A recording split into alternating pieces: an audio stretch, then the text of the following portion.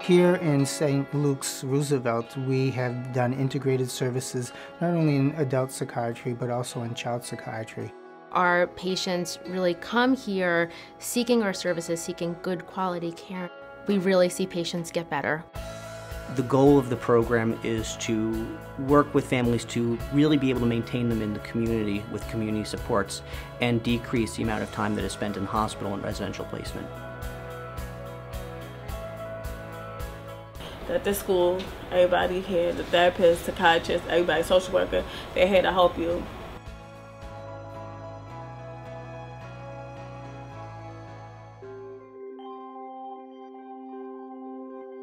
Looking at the whole individual is really important here in being able to help them lead the healthiest lives possible. And it's amazing what a little push and a little support will do in the beginning of someone's life when they're struggling. We really provide a lot of state-of-the-art treatment to a population that wouldn't necessarily have access to those services. You know, we're a community mental health center in many ways, but we also really bring together so many different treatments. And so we provide thousands and thousands of services per year for children and their families. And we have a very wide array of children's services, and I think that's what really gives it its cachet in the sense that we're very community-oriented. We've been providing services for decades. Every student that's here is assigned an individual therapist for themselves as well as a psychiatrist.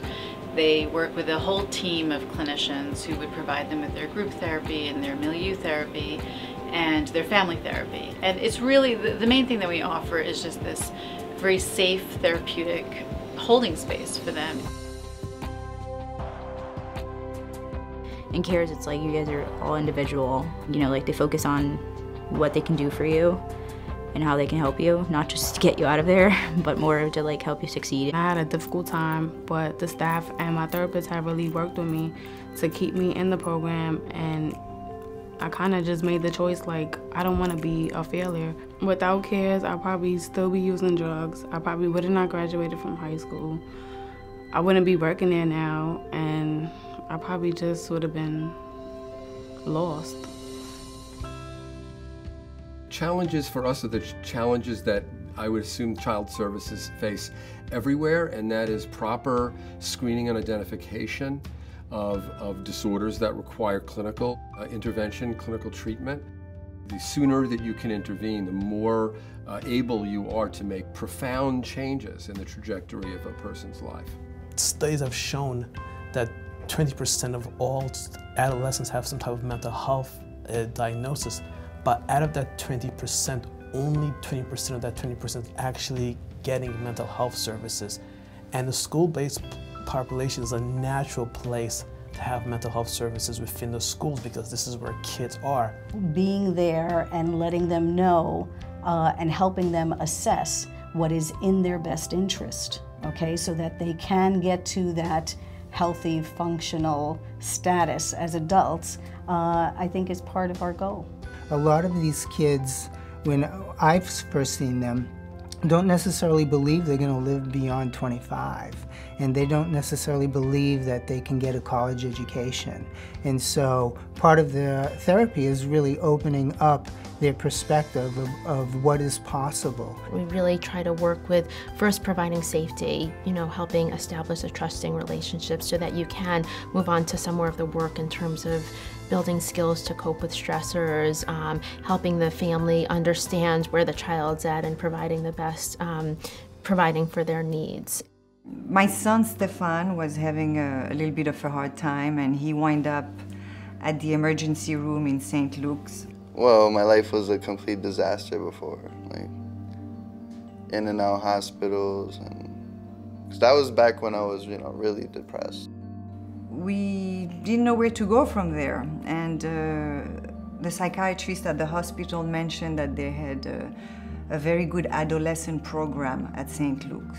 We have a dialectical behavioral therapy program that helps high-risk adolescents who might be cutting, might be doing other high-risk behaviors that really get better. And that's in part due to our staff who are just so incredibly dedicated and motivated, and all of which just go above and beyond.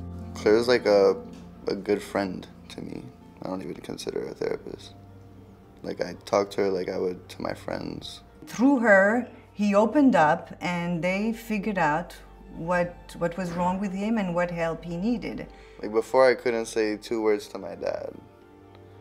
Now, like, he came, even though he didn't want to, he came to see Claire with my mom. And we all talked. It helped my teenage boy figure out what he was going through. It helped me as a parent. Just leads me in a positive direction. I'm not, you know, like, I stay on a right path. It gave us a middleman to speak to. And because no one teaches you how to be a parent. I didn't know what was wrong with my son. I knew that he had some serious problems and needed help, and we were in a bad state. They had plugged us in and connected us to all of these services within weeks.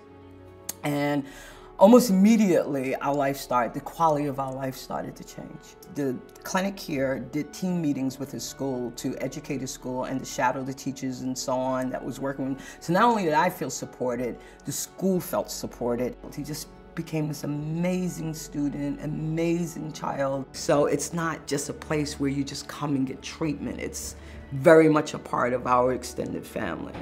When Daniel was younger, the play therapy, even though you didn't know it was like trying to get you to figure out things, was so good that they were able to extrapolate the things that were bothering him and how we were going to deal with it then after. So we've come a long way, and a lot has to do with the ability that St. Luke's had great therapists that worked with all of us. You know, it's not just a one-dimensional therapy. Our kids feel like we get it here. Not only we get it, but the larger hospital gets it. And there are people out there that believe in them. In this day and age, everything is Facebook and texting and internet, and there is no human connection. And I think this is what I want to reiterate about St. Luke. There is human connections, and kids need that. It's family first, and you feel that in every aspect of the services that you receive here.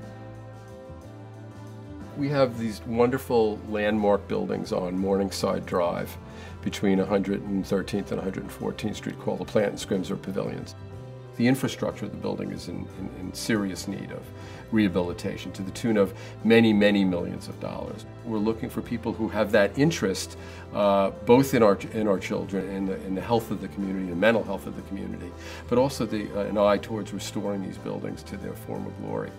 One of the opportunities we're going to have in the Plant and Scrimsor Pavilion is to actually physically integrate primary care services for adults and children, and mental health services and addiction services if they need it.